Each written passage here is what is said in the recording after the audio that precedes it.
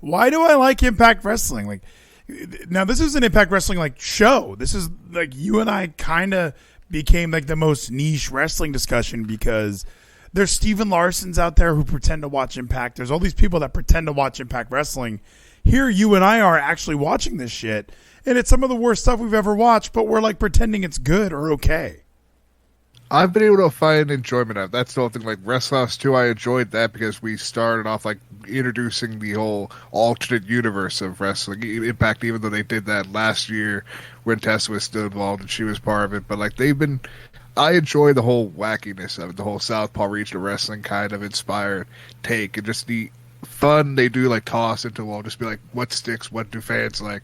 And there are fans like me that just enjoy all what Impact does because we remember when it was at its lowest, and at least this is bigger, at least higher than when it was at the lowest. Impact never was. What is the lowest for you though? Because you and I have talked about that. Like I've always tried to pinpoint. Put that shit on. Put that shit on. The hydrate spell from the pride of NOLA. That's New Orleans, Louisiana. Thank you so much. Look at this cup, Geno. This is a big boy right here.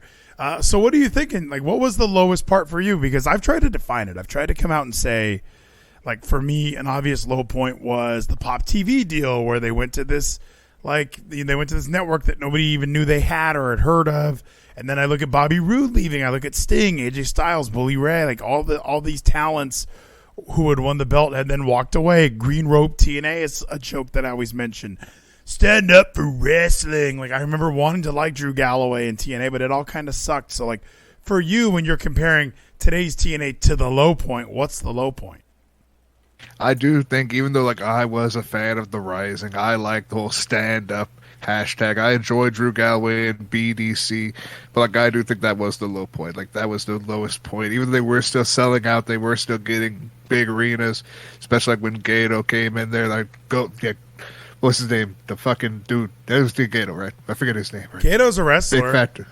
Yeah, Gato is wrestler, but it's the other guy, the ICW guy who was big and popular and had the whole storyline with Chelsea Green when she was the hot mess. Sounds real popular. Yeah, Grado? Yeah, he was. Grado, that's him. Grado, not Gato. Yes, Grado. Doesn't matter. Got the R.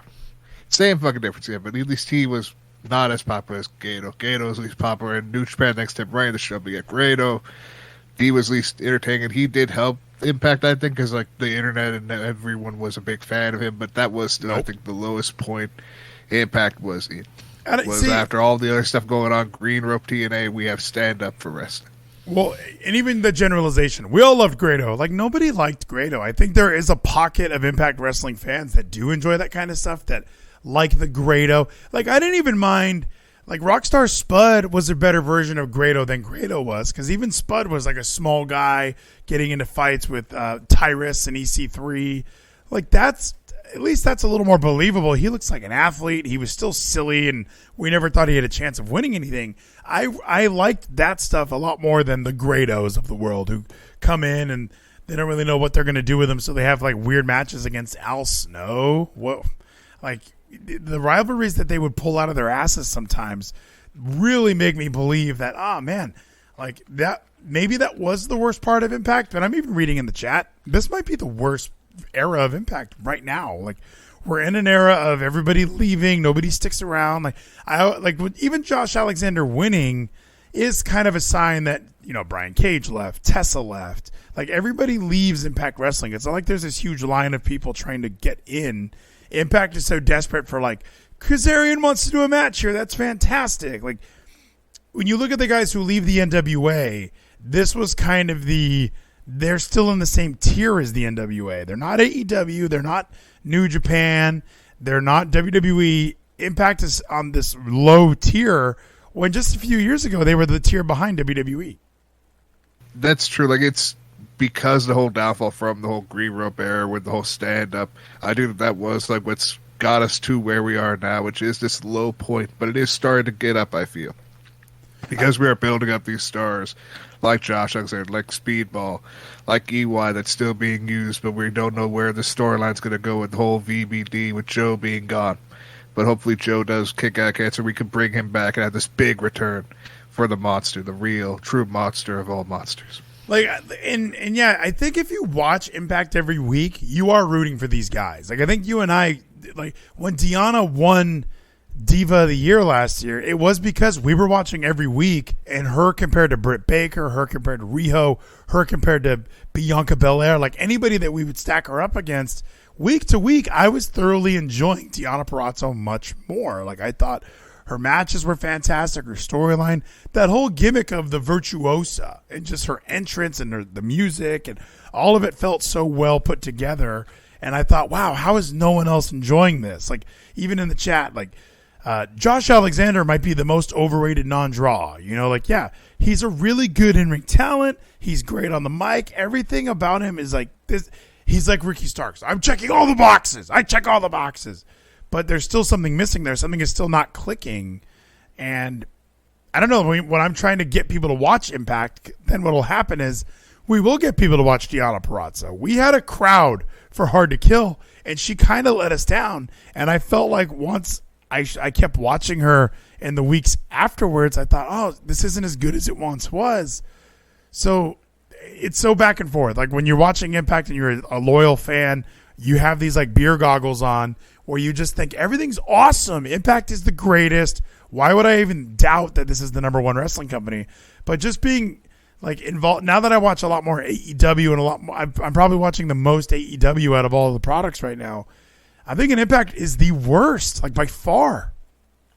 It might be like, at least that's on every week that you just watch on television. It is the lower tier. AEW is least entertaining. Even the Rampage is kind of, they don't care about Rampage. They don't care about Dark Elevation. Right. It's like Dynamite's their only show they care about, and they always give the women the worst slot of the night, being that 9:30 slot where it's dead and no one cares. They've been getting a little better. I'll give them a little credit, like because WWE just did that same thing to the women on Raw. Like they threw them kind of after Seth and Riddle, after the Judgment Day, like after all this exciting stuff, and then it's like, oh my gosh, what else is left? Oh, good, women talking about ladders. It's at least they're doing a little bit better than AEW, where it's just the one women's segment takes up that 9 to 9:30 spot all the time.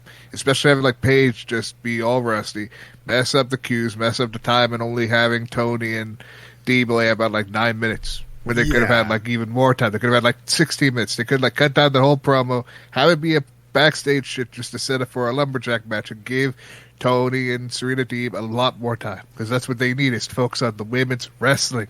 Focus on wrestling. They were trying some things. I got to give Tony credit. I think they were trying like impromptu WWE style television, where they were anything can happen on an AEW Dynamite, like setting up lumberjill matches, Daniel Bryan having matches with Daddy Magic, like just, you know, hey, this show is crazy and wild too, like WWE. Because my biggest kudos, my biggest compliment to AEW is that they book the shows in advance. Like, I love that we can look on like Monday what's happening this Wednesday, and they have a whole list of matches. They have segments. I don't like when they say Ricky Stark's in action. Like, I don't like when they tell you a squash match is happening.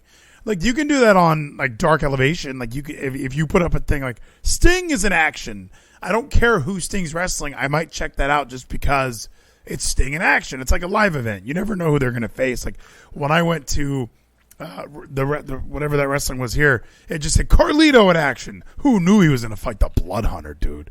Geno, stop looking like a more pale than usual. Geno, they're saying you're not looking good. Are you getting outside at all? I am getting outside again. Today was a decent enough day, you know, looking forward, being hopeful for the future, but again, looking also forward for another job opportunity if one arises that I could apply to. What happened? Yeah, so you lost that job last week. You and I chatted, and you didn't let it on at all that you had called out. You didn't tell me, like, hey, I'm already done with this job, or hey, I'm having crippling depression, so I can't go to work today. You held all that in, and I had to find out the next night from Kevin live on the whole fucking show. Everyone should go listen to that. It was hilarious. So what's happening, Geno? How come you one day in, and then it all fell apart? It just did all fall apart, but yeah, then I went for a job interview last week. They said no, but I have this other job interview I had today. Haven't heard back if they say no or yes. But since I haven't gotten a response, that might be a no, so I'm just going to keep looking for the next job to apply to hopefully set up another dude. But why the no-show? I know you were having like anxiety, but aren't you worried about like your mom kicking you out? Aren't you worried about the more negative effects that would come post not having a job? I kind of worry about it now, and that's why I am like working harder to try to get another job and remembering this feeling, so I do focus on that instead of the crippling anxiety and depression that I had that one day. Yeah, like you got to push that shit to the back of your mind, like because like I said on the whole fucking show, like crippling depression and anxiety. How about having a 4-year-old in there that's depending on me? I have a. Put that shit on. Do your dance. Put that shit on. Thank you, Tyler, for the AB spell. Like I got the kiddo, I got the wife, I got a new kid coming. There's a lot to be worried about, Geno. I moved everything into this. I'm in the garage right now. This is the new garage studio. I've only been in here once or twice for some. Last time I was in here, there was a hornet. All right, everybody likes that episode of the hornet. There was a hornet crawling on the wall, and I had to kill it in the middle of a discussion. Oh, what? Thank you so much, Mega Fury, for the mandate spell. Because I'm looking around like this is the garage. Like we're changing things, and I put this all up. I moved everything in here this weekend. It was crazy, dude. So, you have to get that job. You have to begin your life. Anxiety is going to always be there. You're always going to be stressed about something. You're always going to be worried about something. Man shit is just getting over it, pushing that down. I had a terrible day today. I was, and I don't even know why. I had a pretty good day at work. I didn't make it to the gym because I was tired this morning, which that's why I was so cranky. I was listening to emo music all day, just really feeling self-defeated.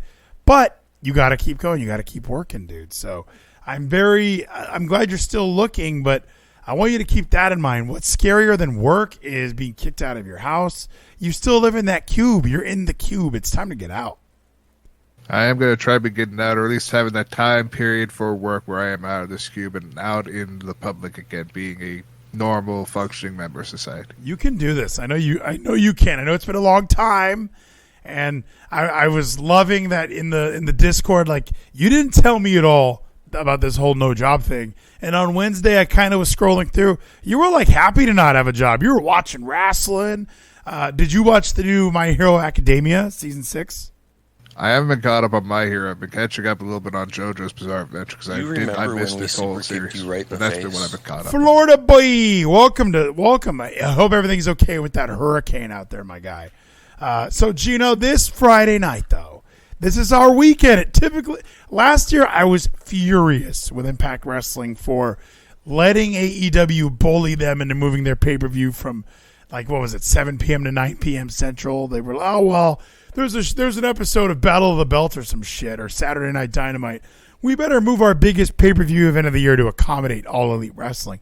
Now, Impact just runs their pay-per-views on Fridays. They have this new strategy of going Friday nights. I think that allows them to sell the pay-per-view Friday and then television taping Saturday, Sunday.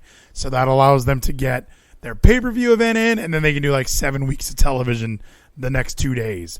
So, this weekend, Geno, Albany, New York. I don't have tickets. I thought I was going to go. Not going. I saw that the Royal Rumble was in San Antonio, Geno. I might be heading down to the Royal Rumble, even though Raw is bad. Before we get into Bound for Glory, the first half hour was all Judgment Day, and I remember this was last night, so I definitely remember this. I flipped over to Monday Night Football because I knew Judgment Day was coming out. I came back for a commercial break. It was still Judgment Day. I came back. It was AJ Styles versus Judgment Day. And I came back another time. I was a half hour of Judgment Day, the worst gimmick in wrestling history, the worst stable. They're getting 1/6 of television time. We have to build up for this big I Quit match with the actual quitter Edge versus the man who's never quit, Finn Balor. We have this big feud going on. We have that feud ender finally. We're going to see where this goes if Edge does finally say I quit like he did to all of us 11 years ago, like the piece of shit he is, and have Finn Balor go over and help us create this Judgment Day into the Bullet Club. Have AJ turn and be a heel. Dude, Finn Balor sucks now. I'm seriously not loving this. Not loving Finn Balor anymore. His facials are the worst. How come Dom also has a purple handkerchief? Did they all stop at the corner store and buy handkerchiefs for $1.99? Why is that part of the gimmick? You don't need purple. Just do the black. It's fine. They want the handkerchief just to remind everyone how great Brody Lee was, because Brody Lee was the big man with the real handkerchief that we all remember and will always That's respect. not why they're doing it though. Like I understand, like as a niche wrestling fan, that's like, oh, what an homage to Brody Lee. No, it's definitely not that. It's definitely, well, you can't wear all black. Everybody else wears all black. Let's throw purple. We could sell some shirts with purple. And I thought Triple H was supposed to come in here and fix some of this bullshit, you know. Raw is worse. SmackDown's fantastic. Raw is worse. Does Triple H not do Raw? Triple H does Raw. Again, we're all just hoping, looking forward to win this White Rabbit, which is going to be Bray Wyatt spelled like reverse with the whole two Y's for White and Rabbit being two A's. We're going to have White Rabbit being made, and we're going to have him take up more of the time. Judgment Day is only going to have like maybe 1/10 of the show, but White Rabbit is going to have 30 minutes of the show every week. That's what's going to fix it. I don't like The Fiend anymore. Like, it's fun, the idea of him coming back, but then I also remember Alexa Bliss with black makeup running down her face. I remember Randy Orton having another Randy Orton Put that shit on. Do your dance. Put that shit on. I remember Randy Orton talking to another Randy Orton with black eyes. Like, there's a lot of The Fiend that I was watching, and I know Kevin was loving and Tyler was loving. That was the Monday show, Gino. The Wednesday show was me talking shit about The Fiend and loving Kenny Omega. So the more I think about The Fiend coming back, it's like, what's he going to do? Feud with Drew McIntyre? Like, is there going to be something is he going to job to Goldberg again? Is he going to try and take Io Sky under his wing? What's The Fiend going to do? That's what we're going to have to see what Bray Wyatt's going to do with this new character, and him having more creative control and freedom and not have someone like Vince McMahon saying, oh, yeah, you're just going to job to Goldberg because Goldberg's our bigger star. And that him being what kills The Fiend was the whole Goldberg feud and the whole, like, what I really hated. And that wasn't even though, like, oh, good. No, that wasn't what killed it. I was just saying that under your words. I don't know if that's, like, everybody kind of points to that moment. Like, what? Because they wanted to do Goldberg versus Roman, right? Like, wasn't that the plan? So then Roman bailed, and because they like, I don't know if that's what killed The Fiend, because he still had that match with Cena afterwards. Like, he still had a better match than what ended up happening.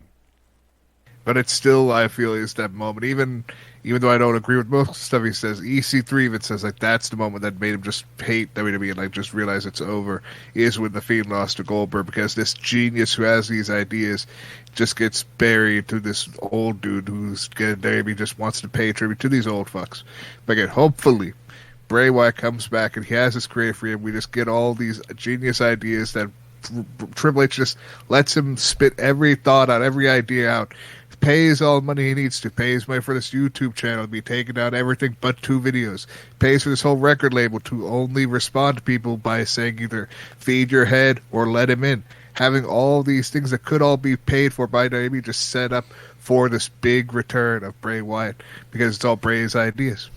And we don't know that, but I don't know if that's what for me, what killed The Fiend was his outfit. That was awful. The clown pants, the lighting was bullshit. Like, do you think that was his idea? Hey, red lighting. Like, how we always give everyone credit for their good stuff. Like, oh, dude, we love the Fiend mask. We loved the song. We loved the Hurt Heel. Oh, and then he can just look at us and go, yeah, the pants weren't my idea. Neither was the lighting. I wanted regular lighting. There was a lot of things that went into the Fiend, and we don't know. The Swamp match, that's what ruined the Fiend. There was a lot that ruined the Fiend after that Goldberg match. Now, I understand, and even the Goldberg match, after he lost to Goldberg, he still vanished quickly, and it seemed like he wanted to lose the belt. So it's not like they buried him, like, oh, he lost, and, you know, he lost because he got beat up. It looked like he lost on purpose. So, you know, this is me being psychology. So I think what ruined the Fiend was his pants. Listen, I think it's the red light that ruined the Fiend, if anything, because the whole, in Seth Rollins' interview, like the whole, therefore boss made all this ideas, have made this match up, and had the finish be the way it was, but it should have been, even Seth said, it probably should have just been Bray just murders me, just fucking cloms me down, just beats the fuck out of me, and wins, instead of just all this shit. Even though, if it wasn't for Vince, we wouldn't have had the great call that I still love, even though it made no sense, because he's told on, like, his fucking stream, Mr. D.O. Madden, he said that he was forced to say that Bray was getting impaled by the mallet from that one spot. because the old man's just yelling at his fucking ear to say he's being impaled by it, even though it's just a mallet, which is not to be used for impalement. The spot that I hate, but at least that call, well, I will always remember. Do you think so? Goldberg didn't he say in an interview like Malachi Black says, "Fuck's sake, where is Jeezy? We need to talk football." Top of the hour, or Nathan, don't you worry, we're gonna get some football. Don't worry whatsoever. We will get our football talk in. We're gonna pick Bound for Glory, but I have to go through this because I saw this headline. Because I heard, so I don't know where I saw it, but let's put it this way. This is Goldberg's words, all right? Let's put it this way. I've never said anything that wasn't true in the wrestling business. I'm a talent. And I do what the boss tells me to do. I flew to Saudi Arabia knowing I was going to lose. Then somehow it changed and the finish was different. And it surely wasn't me because it's an extremely selfish move, number one, to do. Number two, then truly it wouldn't be about the business. It would be about myself. And number three, who the hell am I as a part-time guy to come in here and demand anything? Truly, I mean, I'm not, said Goldberg. So I believe that because if you are Goldberg, why would you ever lose matches if you're coming in? Like, no, I want creative control, brother. Like, don't you kind of think he did? Thank you, Nathan Wella. Don't you think he showed up to Saudi Arabia to lose the belt? I would think so. Like, he showed up there to lose. He understands what his purpose was to help put over a talent. But then to have him just win, I do feel it's their former boss, Vince McMahon, that had that idea. Just like, last minute, change it. Have Saudi Arabia have this big moment where Goldberg wins for the Saudis to be proud. To Nathan Wella throwing some easy spells our way. Thank you, Nathan Wella. Yeah, I agree with it had to be a change. Like, there had to be a thought of, we want to put Roman in the main event. Who would be a better main event for Roman? We can't have The Fiend lose at WrestleMania to Roman because we can probably get to that later on, which they kind of did, and they didn't. But obviously COVID changed everything. They must have thought Goldberg-Roman was a big deal, and I guess it kind of could have been at that time. But for wrestling fans, The Fiend was just such a new champion for us and a new idea that we were. Whenever they get behind Bray, they would always pull the rug out. Like, remember, he was the champion, but he was going up against Randy Orton, who won the Royal Rumble, so there was no way Bray was going to beat Randy Orton. And they never really went back to him until the Fiend gimmick started. And even when they did that, like, they were so wishy-washy on how they were going to have him as champion. Why not use him at WrestleMania in a big spot? Isn't that the reason you have two world titles? Like, hey, we want to have the big flashy good guy moment with one belt. Let's have the heel keep the other. Like, that's at least how it was during my Reign of Terror era with Triple H, where heel champion on Raw nonstop. SmackDown was a little bit more competitive. Babyface Brock. Kurt Angle was a babyface when he won it from Big Show. Like, there were levels. You know, there was going to be The Rock was babyface champ during that era for a minute, and then he turned heel. So, yeah, I don't know why you would make that switch. And I don't think that's what really ruined The Fiend, because there was still Fiend after that. I even enjoyed the Swamp Bray Wyatt return because I thought, oh, you know what? I kind of like this Bray better. So, whatever. It's over. We missed it all. The Fiend's coming back. I don't know if that saves Raw, though, because I watched Mustafa Ali come out. How come they just don't have him be CM Punk, number one? Like, that would be my gimmick for him, is just pretend you're CM Punk. Cut promos, put X's on your hands. Do CM Punk impression. That'd be hilarious. And then with Bobby Lashley getting beat up by Seth, why do you just – how come it – so Bobby eats a curb stomp, and then Seth is just, after commercial break, cutting a promo. Doesn't that make Bobby look like a total bitch? Like, yeah, I had to go to the back to get an ice pack. Dude, what the fuck? I mean, they're still wanting to build up because Bobby is the only champion they have right now. It's Seth wants to be champion. He wants to go after Roman. He wants to just have gold. So he does know that after this fight pit match, gets this shit out of the way, beats the fuck out of Riddle, he can focus back on Bobby Lashley and beat Bobby Lashley. So he can be the one champion on Raw that we could be happy for, proud of. And Bobby could go after the world title, give us Bobby versus Roman. But doesn't it make Bobby Lashley look like shit? Like, that was my biggest complaint, was that Bobby Lashley looked terrible because, like, yeah, it was Bobby Lashley looked terrible because here he is, the champion, the big, the dun dun wang, with his awesome song, and he gets beat up, and then he's just, yeah, I'll go to the back and get an ice pack. You cut your promo, You cut your promo, Seth. I'll just listen back here. I would have been fucking in his face trying to beat his ass the whole time. That might have been what they should have done, but they had cut for time, especially because we needed to know when we were going to put in the pre-taped Daniel Cormier promo. So we had set up this whole shit just to get it out of the way, and hopefully again, Bobby might even get involved in the fucking Lions Den cage fight pit, because again we don't have Thatcher, and Thatcher's still stuck with Noah, so he won't show up and give us a big return. So at least we can do something after the match for Bobby and Seth after Seth beats Riddle. Candice LeRae was on Raw. I don't even think they... No, they did. Okay, I did see it. I was like, wait, I don't remember this. She looks great, Gino. She's joining Damage Control. Are you excited? You kind of called that. I'm excited for whatever they will do with the Twisted Pixie, when we're going to have her with this big build-up where we're having this big fucking, what's it called, the Survivor Series War Games match, where we're going to see 4 women against 4 women, and we're also going to see 4 men against 4 men, and hopefully... Again, the whole Bray Wyatt, White Rabbit stuff is setting up for this male stable that we're going to have set up for this Survivor Series, where it might be Joe Gacy, Bray Wyatt, Killer Cross, and one other individual to be able to be part of this new Survivor Series team. Ooh, that sounds terrible. Anything with Joe Gacy sounds very mediocre. Anything you say with Joe Gacy sounds like, hey, I have a CZW DVD from 2007. That's what you're presenting to me, and I don't want to watch that. I didn't want to watch it then. I don't want to watch it now. He sucks, and he ruined the Grizzled Young Veterans. He ruined the GYV. But we're not here for this mainstream wrestling garbage, Gino. Everybody knows mainstream wrestling's stupid anyway. Nobody likes AEW. Nobody likes WWE. We all love Impact Wrestling, which, by the way, I hate. Even looking at this card, I'm like, I don't want to watch this. Are you going to watch this live Friday night from Albany, New York? I am going to watch this live Friday night alongside SmackDown just to see what the last QR code is going to be for Extreme Rules. But I'm just most excited for this entire card. We have some really good banger matches that are just going to be banger after banger. Malachi Black says Joe Gacy can go fuck himself. I don't think he can. He's just so out of shape and useless. He can't fuck himself. He's tired. Okay, Gino. Let's do this, man. Put that shit on. Thank you so much. Who is that? That was the Real Main. I appreciate that. So here we go, Gino. Bound for Glory this Friday night, the biggest pay-per-view of the year for One Impact Wrestling. We have a digital media championship match, an open challenge, if you will. Now, here's the problem with this Bound for Glory, and there's going to be tons in this next half hour that we discuss it. This thing's not done being booked. I know we got one episode of Impact still. We still have 11 people missing from our Call Your Shot gauntlet. And now we have an open challenge where we don't know who Brian Myers is going to face. So Brian Myers, the digital media champion, this will probably be on the pre-show. He has an open challenge for his digital media championship.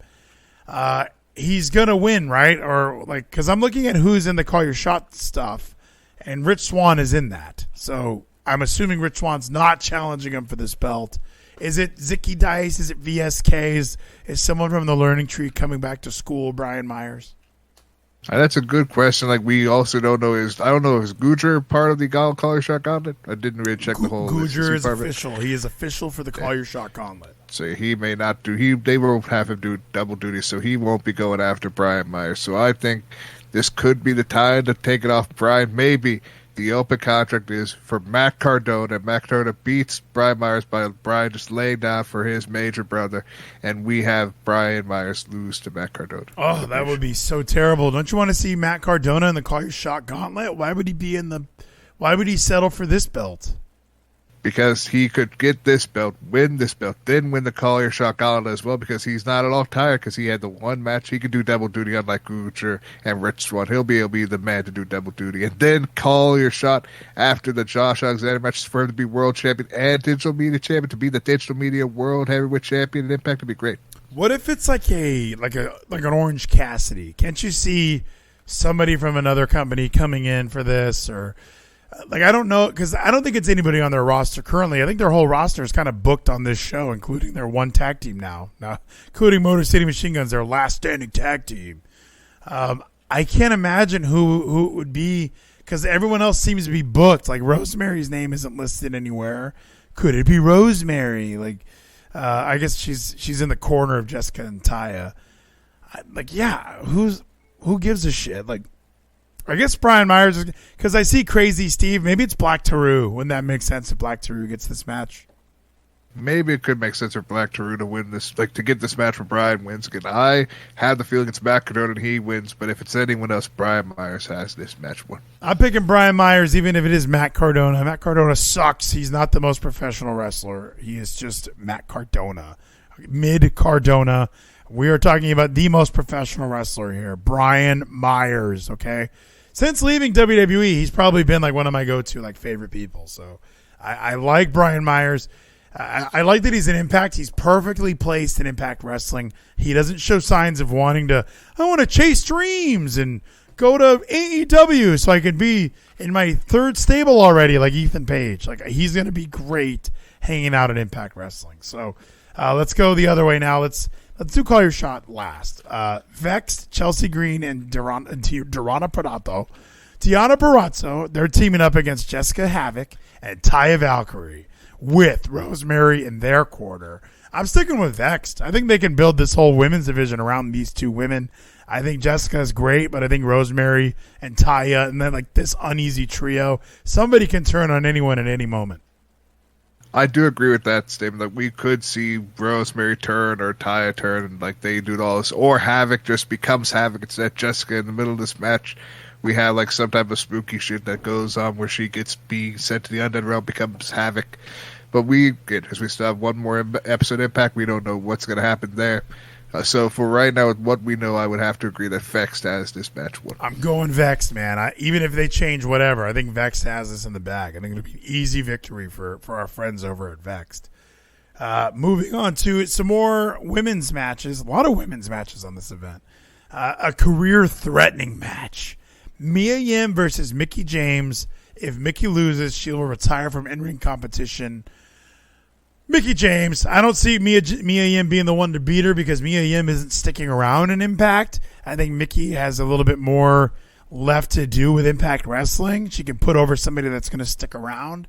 Now that I heard Mia Yim is interested in signing elsewhere, why would Mickie lay down for the likes of Mia Yim? I can agree with that. Like, I would like for Mia Yim to win if she's going to re-sign. So again, if she does win, that shows us that she is re-signing. But if she doesn't re-sign, yes, I believe that Mickie James has this match won. And we're going to give that big loss to Mickie James to be from Masha Slamovich when she wins the Knockouts title. So, not to jump too far ahead, but I do think Masha could be the one to beat Mickie. They really seem to have a lot behind Masha. Lady Frost was pissed because, hey, me and Masha are the same. Why are you pushing her and not me? So that's kind of, I think, they're showing a lot of confidence in this Masha Slamovich because, obviously, Russia, that's a hot topic. We got our foreign heel, typical Cody Rhodes bullshit. Am I right, Anthony Ogogo? So Mia Yim is going to lose. Mickie gets a big win. Because we can also build until Hard to Kill for something like this, or even just on an episode of Impact, just a random episode like, hey, tune in, this could be Mickey's last show ever, and she gets retired on an episode of Impact Wrestling, which would be, a nice way to go out. The X Division Championship, probably the opening match of this card. Frankie Kazarian, Impact Wrestling original, excited to see him back. It's funny that he's full-time AEW, but he's way more spotlighted on Impact Wrestling than he is in AEW now.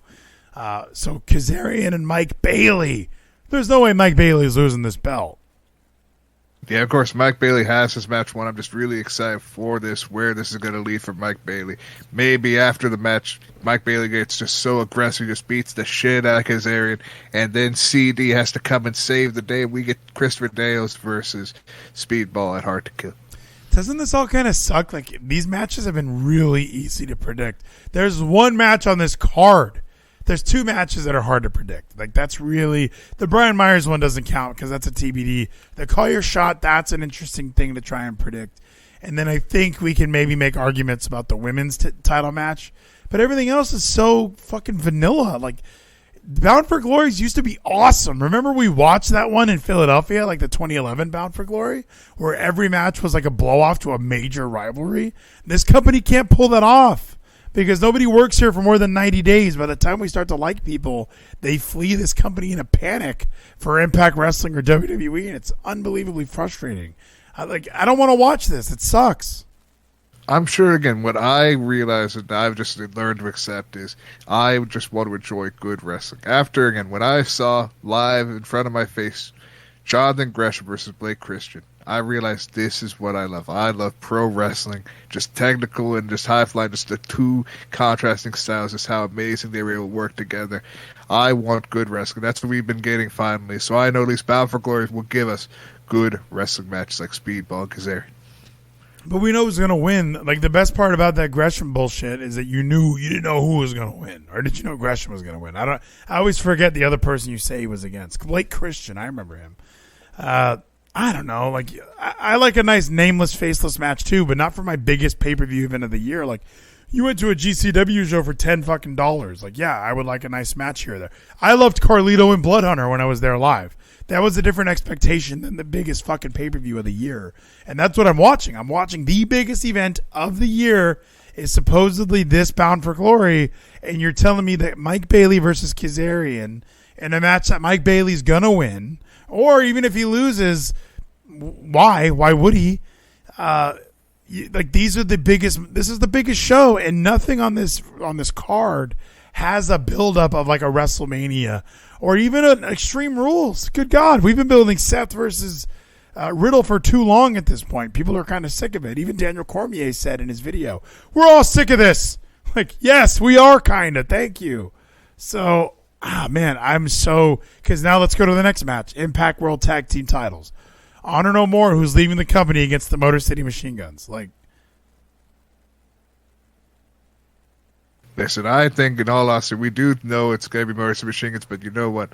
Maybe, just maybe, OGK are going to resign. They just want to have all this news out there to make people think, oh, this could be their last time in Impact. We don't know what they're going to do, but they will end up winning the tag team titles. So it's like a big wrench in the system. Be like, what are they going to do? They're going to show up on AEW with the tag titles. They're going to show up somewhere else with the Impact tag titles. Who knows what they're going to do? I do think OGK are staying with Impact. no, I think they're bouncing. I think they're out. I think they're going to NWA. They can even go to WWE at this point. A lot of people seem to want to go there. I think this is the last time that, because you got to imagine that Kanellis is a Triple H guy. Didn't Triple H bring him in? Isn't he part of that whole era of Triple H runs the Black and Yellow brand, and Kanellis wanted to go through there, and they called him up to SmackDown because they had a draft, and suddenly he was hanging out with Maria, and they were doing the Power of Love bullshit. So, frustrating, unbelievably frustrating. I'm gonna go Motor City Machine Guns because they can use the championships. They're going to be around in Impact Wrestling longer and more frequently. And I think this Honor No More shit kind of implodes. So, because Eddie Edwards ain't winning later on either. So, maybe even PCO cost the OGKs the belt. Because PCO is the only one that, it's been announced, has signed a long-term deal. Yes, we have PCO and Vince is just not be able to control PCO anymore because PCO just wants to fix everything and make this better by being the only babyface of Honor No More, to change the system, to break the system that Honor No More was trying to create. So I'm going Motor City. Are you going to try and convince yourself that it's Honor No More? I know Mercy Machine Guns are going to win. Jordan Grace versus Masha Slamovich. Now, you've been paying more attention to the storyline than I have. This has been a fast forward for me, or this has been I didn't watch Impact, I don't care. I think Masha is really overrated. I don't think her matches are that exciting or that good. Jordan Grace is somebody that they have invested a lot of time in, and they really built her up as a believable main event babyface. But now here we are, where it seems so obvious that they're going to have her put over the new evil heel. I'm going Jordan Grace. Fuck it. No champions are losing their belts on this dumb show except Honor No More. This will be a big match for Jordan Grace, especially after the last event. She had a great match with Max the Impaler, non-binary nightmare. But now we had Masha Slamovich have the amazing Monsters Ball match with Alley Catch that I enjoyed. It does show like Masha has this momentum. We have the contract signing Thursday night, so we're going to see who really gets that momentum for wrestler math. But right now, I do feel Masha Slamovich is going to win the Knockouts Championship. It's going to be a really good strength contest between Jordan Grace and Masha Slamovich. I think I agree with Nathan. Like, this shit just sounds boring and taxing, and nobody knows what we're talking about. It sounds terrible. It sounds like we're booking it in like a backyard. Like, we just literally said Masha Slamovich and Ali Katch had a great Monsters Ball. Like, as you were finishing that sentence, I just imagined, like, even the most hardcore wrestling fans were like, nobody liked that match, or nobody watched that match. Even people with Impact, I need to cancel my YouTube subscription. I think I'm done. That's how checked out I am on Impact Wrestling. I don't even want to watch the thing that I pay for.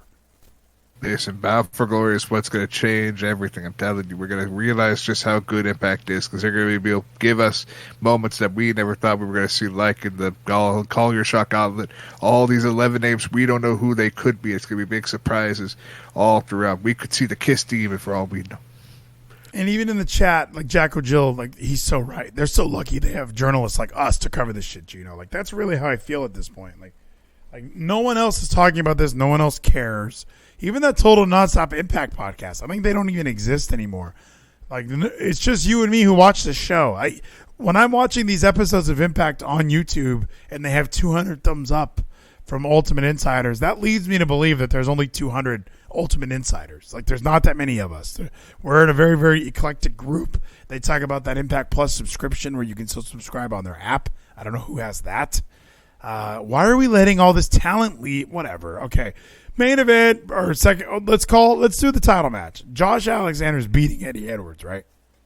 Yes, Josh Alexander's going to have a really good match with Eddie. Eddie's going to prove to us why we should be caring about Eddie, because Eddie is still a good wrestler, and he's going to show how important wrestling is, but Josh Alexander will prove that his heart, his spirit is stronger than Eddie's, and he's going to be able to pull out the big W. Eddie Edwards doesn't think Eddie Edwards is a good wrestler anymore. Like, nobody thinks that. Like, the American Wolf is dead. Like, it's just like a chubby backyarder.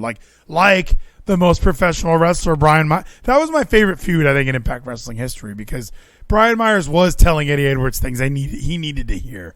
Eddie, you're pretty much a backyarder now. Like, when he said that, I was like, yes, thank you. Somebody's finally saying it out loud, because this is Eddie Edwards. He used to wrestle like Kurt Angle or Chris Benoit, and now he's trying to be Cactus Jack. Like, what a drastic change in your career that you start with someone like that has as much athleticism as a Kurt Angle or a Chris Benoit, and now you're just having matches like your Bruiser Brody or Cactus Jack because, I'm just going to use a kendo stick. That'll be my gimmick, because I can't really wrestle anymore, so my weapon will be my gimmick. I'll be Triple H.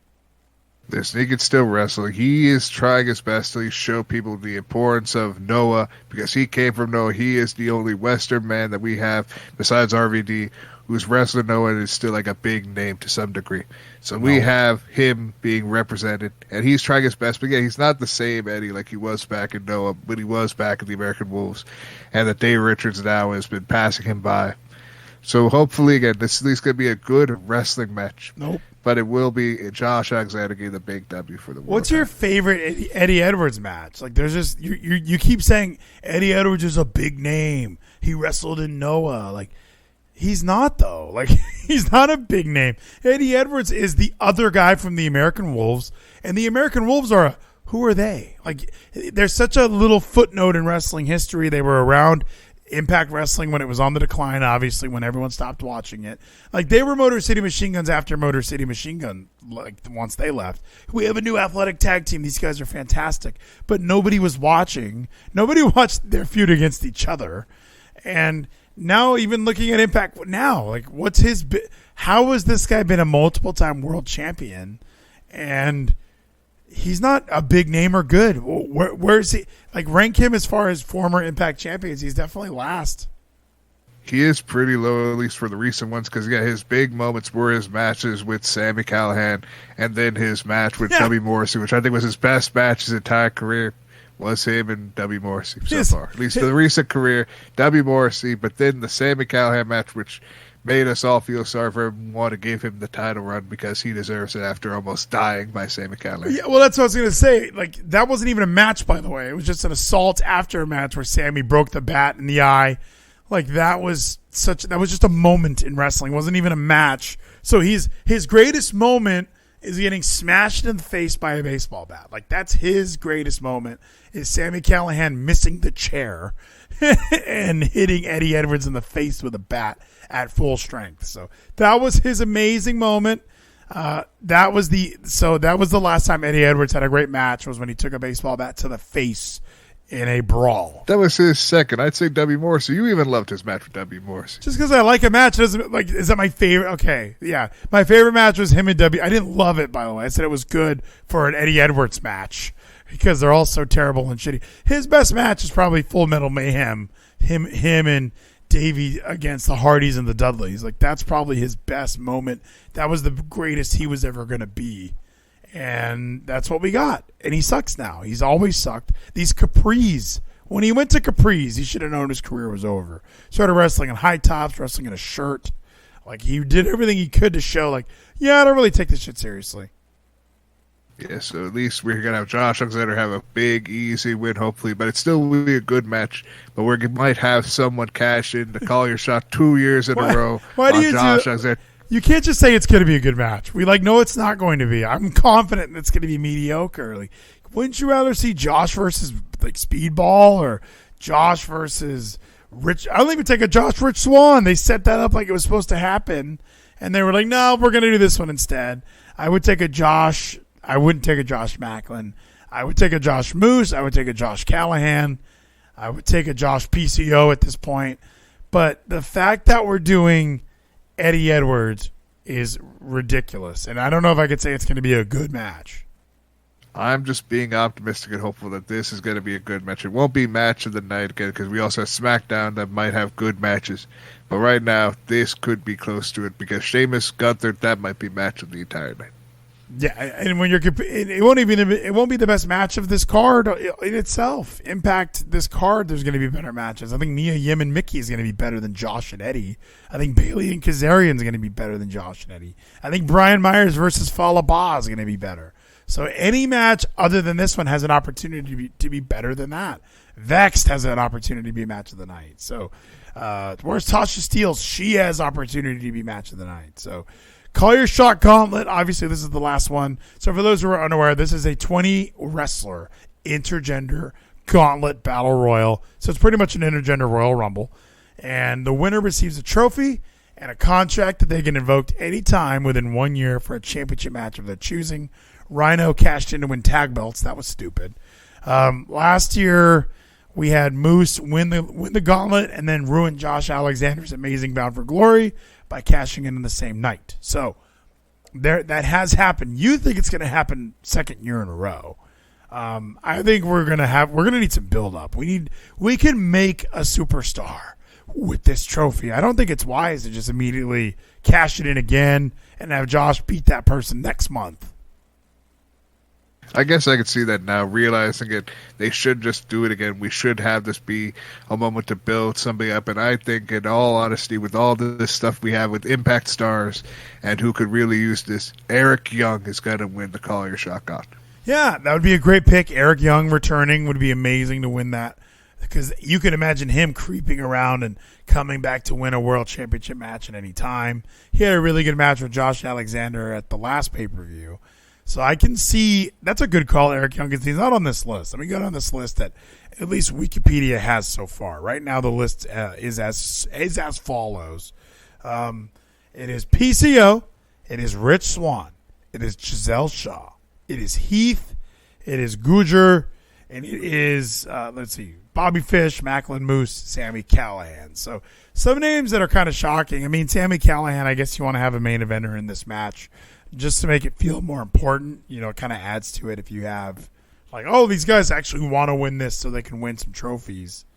I don't know, dude. Really not looking forward to this shit.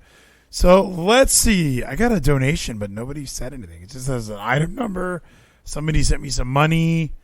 I don't know. I have no idea what's happening here. Luxurylambo@gmail. What does that mean? I don't know. Who knows who Luxury is? It could be Luxy. It could be Lux. It could be anybody for all we know. It says here, where's my donation? What the fuck? We shouldn't have played a song. PayPal didn't even take any fees for this. I have no idea what happened. Luxy, let me know what you want me to play, and I will play it, my friend. I don't know why that happened. Thank you so much for the donation. It just showed up in my inbox. I'm like, what the fuck is happening here? Giselle Shaw is Dakota Guy's pick. Are you liking Giselle Shaw's chances to win this? Has a female ever won this? Not that I can remember. A female has not won this, so there could be a big moment for Giselle Shaw or someone else to have this big moment to call their shot and cost Jordan Grace and Masha Slamovich. Maybe this could be Alley Catch. Maybe Alley Catch is going to sign with Impact and she's going to have this big moment. But she also has all these other dates going on in GCW, and I don't think they're going to be in Albany, so she is not going to be a part of it. Gino, you're stupid. All right, that's what Luxie's donation was for. He wanted me to tell you are stupid, Gino. There's no way Alley Catch is going to win this thing. It's so clearly Mance Warner is going to win the Call Your Shot gauntlet. He showed up on Dynamite. He's going to win this. He's going to win another gauntlet because that's what he's all about, light beers and lariats. Macklin's kind of an easy pick, right? Can't Macklin just win this? He won that Monsters Ball. They have a lot of faith in Macklin. He's definitely a talent that's not going to leave. So I can easily pick Macklin. Bobby Fish, no. Callahan, maybe. Moose, maybe. Gujar, no. Heath, no. Giselle Shaw, no. Rich Swann, maybe. PCO, no. I mean, with all things considered, we have Macklin, who most likely is going to be a top picture. He does not need this, so he might not get it. He might get a title opportunity anyway, like next week. Who knows what they're going to do after Impact? The fallout from Bound for Glory. We're going to have a great show, hopefully there too, where we set up what's going to happen, set up who the challenger is going to be for Josh Alexander. I think, though, again, with all the stuff going on with whole Diener shit, and now also again with Joe being gone, Eric Young, I think, would be the perfect surprise victory for this Call Your Shot gauntlet and have him hold on to it for that big moment for him to win the title. Thank you, Luxie. There was some first blood for a Bravo spell. I think Macklin's totally winning. He's their top guy. But I'm on their website, Gino. Thank you, Luxie, for the gears. So let me go through these names that I haven't seen on any sort of paper. Ace Austin. He can win it. Like, where's Ace Austin been at? Put that shit on. Do your dance. Put that shit on. The G-Spot with an A-B spell. Thank you, G-Spot. Aiden Prince. Put that shit on. Do your dance. Put that shit on. I don't know who Aiden Prince is, Gino. Who is that? I forget who Aiden Prince is. I think he's part of Substable. But it's been a minute. Put that shit on. Thank you so much.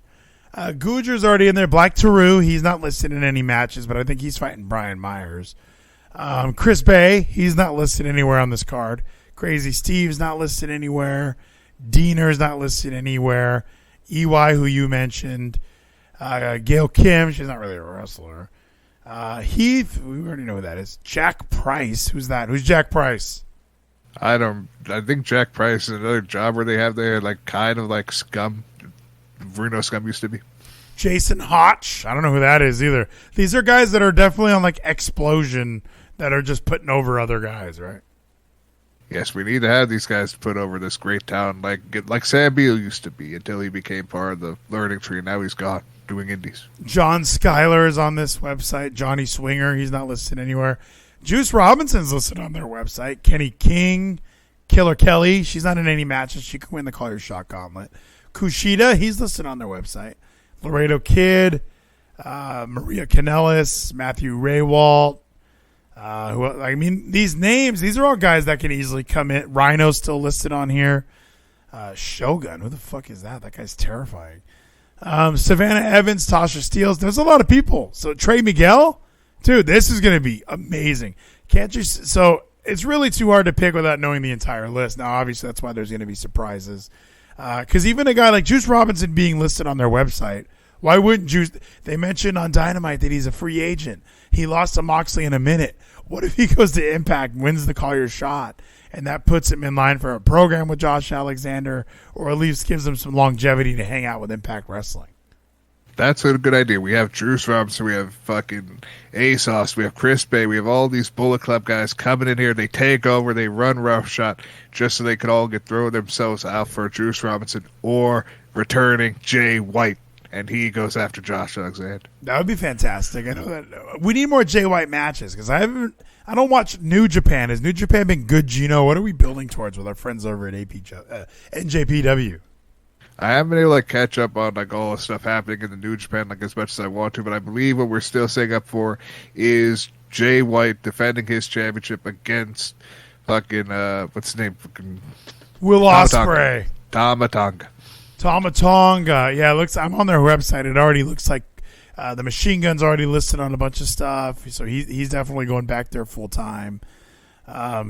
Jay White was that strong, so Jay White might be in America. I don't know what this company's up to. I never know. They have a podcast. They have a schedule. How is this? It seems really hard to follow this fucking show. Like, do people really watch it like every day? How does it work? I don't know entirely how it works. Like, I didn't really watch all the stuff like I should. Like, part of me feels like I should. Like, I should watch the Road to shows. I should be watching Strong. No. But I don't. Like, it seems like there could be some entertaining stuff. Like, again, with Jay White being up in Strong and having the To Jay show as he does after every post pay-per-view match that he does. Again, he's entertaining, and, like, I want Jay to do well. Like, I know, like, Strong's good for some guys. Again, Aussie Open came from Strong. Jay White being now at Strong. So we have potential. We have guys. We have stars. Fucking even what's his name? Darren Young is still there working Strong, and he's doing a good job. I think he's having a good run. His name's Fred Rosser, by the way. I liked when you say I should do this. Like, Geno, you should have a job and get an apartment. Like, that's what you should do. However, I agree. Watch as much wrestling as you can until you get kicked out onto those streets of Georgia. So yeah, they have a show on. What is it? Saturday, Autumn Action, which I think they did this in Dallas one year. But yeah, Juice Robinson versus Ren Narita, which that sounds nice. We like Ren Narita. Jay White versus Machine Gun versus Homicide versus Wheeler Yuta. I don't know if it's a tag match or a fatal four-way. It doesn't really make it clear who's doing what or who's on which team. It probably will be a singles because it's probably for the never open weight title that Carl Anderson has. But it's still, wow, that's crazy because there's only 3 matches. Is that how they're doing these shows? Hey, come see 3 matches at our show. Well, it might be like this show. They might have like other shows like connected to the New Japan show in that same venue. You just pay for like a ticket. You get all the events at that venue. It sounds awful, dude. I'm just saying, I don't know how much more I can. There's so much happening in the world. It's hard to like really hunker down and watch extra wrestling. Even as a wrestling journalist, I have to force myself to finish these fucking Raws. And Raw is still on Hulu, thank God. SmackDown, you can't download to your device, though. Only Raw. Yeah, that does suck. But, you know, again, with all the wrestling we could handle, we're all both really excited for the next battle, right? We're looking forward to the next season of MLW. It's going to be great. See, I haven't even been watching that either. Like, there's so many things. I'm not watching all the wrestling that I could be watching. I have really, really fallen apart. I'm no longer the addicted person that I was to this wrestling shit. Like, MLW was fantastic for me for several months, and I've just completely fallen off that bandwagon. Maybe it is getting a job that I like. It's easier to invest in that. Like, I want to spend more time doing this because it's very, very hard to just keep watching MLW or NWA. There's a lot of wrestling out there, and I can't do it. I understand, but that's why I'm going to do the best I can to keep up with all wrestling, Thank to let you. you know what's happening and all the people that are going to be in MLW, whether they're signed there or just come through that open door policy they have. Because their contracts are the worst, so that's why I just hope and pray Mads Kruger gets free soon so we can show up on AEW and kill everyone because he's the best monster in the wrestling. I even like in the chat, like, all of wrestling is at a low point right now. Like, it really does feel football started, and I was watching Raw. And I was flipping back and forth, and I just thought, I remember when I was a kid, Raw was cannot miss. Raw was, you flip that on and you stay there. Like, Raw was fucking great. And even with a football game on, we would watch Raw and flip to the football game. Now it's completely different. Now it's like, oh, what's going on with wrestling? I'll just go check over there. Oh, it looks like shit. I'll go back to football. I'll go back to wrestling. Oh, this looks like shit. I'll go back to this. Like, they really aren't counter-programming at all like they used to. Triple H wants to think like, hey, we're doing stuff for the hardcores. But really, all of the shows for the hardcores, if you can't get people like me, who are wrestling journalists, to even want to watch the fucking show. Like, if I'm just some guy... Thank you so much, an NJPW guy. Like, if I'm just some wrestling fan or some dude who just got home from work and I'm flipping between football and, hey, wrestling's on, I'll check that out. And you're not even, like, capturing me? That means the person who's not a wrestling fan does not give a shit about whatever they're trying to push on that dumb show. I guess so, but like they still are giving to people like me who just want to watch good wrestling. They do give good wrestling matches. The tag team match opening I did enjoy because it basically was like Finn versus AJ, Finn versus Ray, and then we had Damian Priest, who I actually don't mind, but him versus AJ was good. Him versus Ray-ish, but it was decent enough. Like I felt like the tag match we at least have like 2 singles matches all the time, like one singles match that can be changed, and so it's like Finn Balor having these good matches with AJ and Ray. But yeah, we had this shitty finish where it's a distraction, which I hate. Dude, but 6 at least months we did ago, have a good match. You would have hated this shit 6 months ago. Like, you definitely would have. Like, this is the same show. Nothing has changed. We've had Edge and Rey Mysterio versus these Judgment Day folk. We've had Rey Mysterio. Like, we've done this stuff already. Like, all of this has already happened. Like, what was Raw 6 months ago? Let's take a look at Raw. Raw results, April 2022. Like, I feel, here's Raw 25th. Randy Orton's 20th anniversary. Like, all of this stuff, it just seems so on repeat. Let's go through this. This Raw looks actually really fucking awesome. Randy Orton's celebration was interrupted by Seth Rollins. Bianca Belair defeated Sonya Deville in a Raw Women's Championship match. That sounds awesome. Veer defeated Sam Smothers. I don't know what that is. Bobby Ashley defeated Omos in an arm wrestling challenge. I don't know what that is. Akira Tozawa and Tamina defeated Reggie and Dana Brooke. That sounds great. Becky Lynch and Asuka had an encounter. Damian Priest versus Finn Balor. That's kind of funny that that's right there. Mustafa Ali defeated The Miz. RK Bro, Cody, and Ezekiel defeated the Usos, Seth Rollins, and KO. Like, all this show sounds a lot similar to what we're watching now. But it's always like being irritating. Like, yes, there's low points, there's shit that I would complain about. But I think like this Raw, it feels different with Triple H. It feels like there are wrestlers that, again, they're enjoying themselves. They actually seem to have fun. Their morale, you can tell they're having fun. They're actually better than they were before. And all the reports say like all this, even though Drew said, oh no, it's the same. And it probably is the same backstage, but like the morale is just up and everyone's just enjoying wrestling now because people in charge are allowing them to have all this fun and be able to be their characters more and have just good wrestling. I'm not just good wrestling. I like that. That's everyone in the chat. Like, that's your tagline at this point. Is good wrestling, because it's the same shit. Everybody looks the same. I don't know who's enjoying wrestling more. Who are one of these people that? Because Finn Balor looks fucking miserable out there. So who out there is like I'm loving Braun's work now. He looks like he's having fun. All right, I'm seeing that Braun's having fun. Gable's having fun. He's able to have like this whole video pack. B2 says it's been 30 days. No one has improved. Everyone is the same. Talk about Impact. Okay, we should be talking about Impact already, but things haven't been changing. We have Bray Wyatt coming back. That's an improvement. We don't know. Cross has improved because they've been changing up his style, his look. We're going to be looking forward to Extreme Rules where he's going to have this new look as well with the whole glitched out side of him. Maybe it's just black and white or it could be something more with Cross. There are people that are changing and for the better. Fucking Sheamus will improve in 30 days. We had Clash of Castle. He's the most over guy he's ever been in his entire career. So 2 guys. So you're watching a 3-hour Raw and you name 2 guys that aren't on Raw. Like, so. Yes. Like, I watched 3-hour Raw, 2-hour SmackDown. I said SmackDown. I like SmackDown. I do. When I watch SmackDown on Sunday mornings while I'm making breakfast, I think it's very good. When I'm watching Raw on Monday nights and then on Tuesdays throughout the day, I think it's the most long, unplanned, and you're talking about, people look more enthusiastic. Like, who on Raw looks happy? Everybody looks fucking miserable. Otis? Bailey and Damage Control, they look happy. They look excited to always come out there and have their entrances. I think Alexa seems excited, like getting more in her character, and she now actually is going to have more character instead of just the bland, boring Alexa Bliss that she even calls herself. So we have all these women seem to be having fun, enjoying themselves, being on TV, having these moments. And I do like the Judgment Day. We have all these moments where they do seem like they're just enjoying their character work. They'll have Finn, like that whole fucking gift that everyone posts with them all laughing at Clash the Castle. Shows like they were just enjoying that moment. They were just, that was natural. That was their natural reaction to Dom kicking Edge or Rey Mysterio in the balls. No, they... All right. Hey, it's just good wrestling. We put a new guy in charge. Everything's the same, but since there's a new guy in Finn Balor's smiling, which he's been doing cringe heel smile this whole fucking time, all right? He watched Christian Cage, the instant classic from TNA as well, all right? He and I both watched that. I could play this character too, and I don't even need the purple handkerchief. So I think WWE can be great. I love watching SmackDown. I hate NXT. I hate Raw.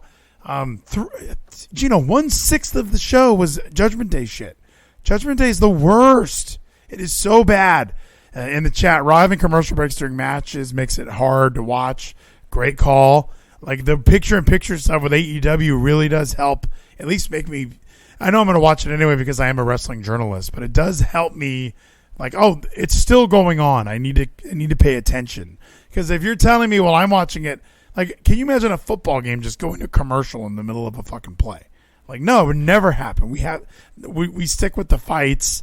Why not do a round system? Why not do 5-minute rounds then and put in a commercial break or something? Because the way they're doing it now really does draw you right out of it. I think they don't do that because they remember when they were trying that short time with the 2 out of 3 falls matches because the commercial breaks, and they knew that didn't really go too well, and no one really liked that for a bit. So you had to quickly pivot away from that shit. That was different though, because that was making pinfalls matter less. Like, I'm not even saying a round needs to end with a pinfall. Like, I'm talking you have a 5-minute round. If nobody gets a pinfall, you go to another round. If nobody, like, you spread it out so that way you can have commercial breaks, you can have breaks in the action. But now it's like you hate camera cuts and shit. How obvious is it when someone does a tope suicida when they go, can AJ Styles get back into this match? And they go to commercial. It's like, oh, what's Popeyes going to try and get me to eat now? Like, it's so formulaic. This is all the stuff you were complaining about 6 months ago. You were the one talking about camera cuts. I still don't notice what you guys are talking about. So, like, I want to like the WWE. I want to like Impact. Wrestling is just in an all-time low, especially when football returned. Kind of made me realize, wow, wrestling is not where it once was. But that's why at least this weekend we have a whole bunch of wrestling to be able to consume and enjoy. We have SmackDown, Rampage, Bound for Glory, Bucket, Extreme Rules, and some GCW events also this week. We have a lot of wrestling people can consume, see all this different content, and see good wrestling. And hopefully one of these shows will have either the best card of the entire weekend or at least have the best match of the entire weekend. That makes you be like, you know what, this is why I'm a wrestling fan. This is and good I'm proud wrestling. to be a wrestling fan. Yeah, I'm just going to remember that for the rest of my life. Whenever I don't like the wrestling, I'm just going to say out loud, this is good wrestling. And yes, we have to stand up for wrestling. We know from Drew that's what I stand up for. I stand up for wrestling and all good wrestling. I'm agreeing with Geezy. We have Thursday night football, college football, NFL, Monday night football. There's so much football, and I think there's going to be some good football. Like, that's what I'm excited about. It's just good football, you know?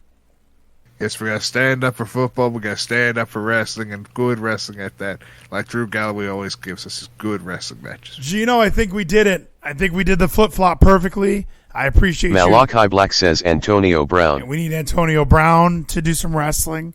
I appreciate you subbing in on short notice. Geezy had some plans. Those plans are over now, so I'm going to tag in my main man, Geezy. You did an amazing job tonight, Gino. Kill those job interviews, though. You definitely need to get a job. Like, I know that we play around. You know what? Don't get a job. What am I saying? You don't need a job, Gino. You need to watch NJPW Strong this weekend. It's going to be great.